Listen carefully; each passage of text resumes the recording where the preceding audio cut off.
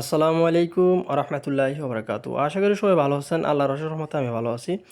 বিকাল সময় প্রত্যেকটা গরুকে গোসল করে দিলাম পানি খাওয়ার পরে। আপনারা জানেন গরু পালার ক্ষেত্রে গরুকে রেগুলার গোসল করাতে হয়। যেহেতু এখন গরমের সময় আপনি গোসল না করলে নানাদের সমস্যা দেখা দেয়। তাই আর প্রত্যেকটা গরুকে দেরি না করে এক এক করে গোসল করে দিলাম। আর আপনারা জানেন গরু পালার ক্ষেত্রে তাদেরকে গোসল করাতেই হবে। আর ষাঁড় গরু যেহেতু সবসময় শরীর গরম থাকে বা উত্তেজিত থাকে, তাদেরকে সবসময় গোসল করে দিলে তাদের শরীর বা স্বাস্থ্য সবসময় ভালো থাকে।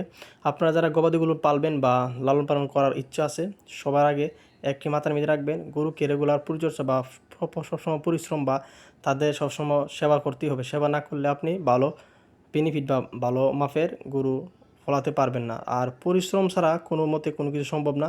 আর গরু পালার ক্ষেত্রে ঘিনানো যাবে না বা অবহেলা করা যাবে না, বলে এখানে গোবর আছে বা এরকম আছে, বা সব মিলিয়ে যারা যারা গরু পালন করে বা যারা গরু পালে সবার এক এক মাথার মধ্যে খেয়াল থাকে গরু যাই হোক গরু করে পরিশ্রম করতে হবে। আর আপনারা যারা গরু পালার ইচ্ছুক বা গরু খামার দিতে চান, অবশ্যই ভেবে শুনে এই সেক্টরে আসবেন। এই সেক্টরটা যত মনে করুন সহজ, অত সহজ না। সব মিলিয়ে মানুষের অসাধ্য কোনো কিছু নেই, মানুষ সব কিছুই পারে। সবাইকে অসংখ্য ধন্যবাদ।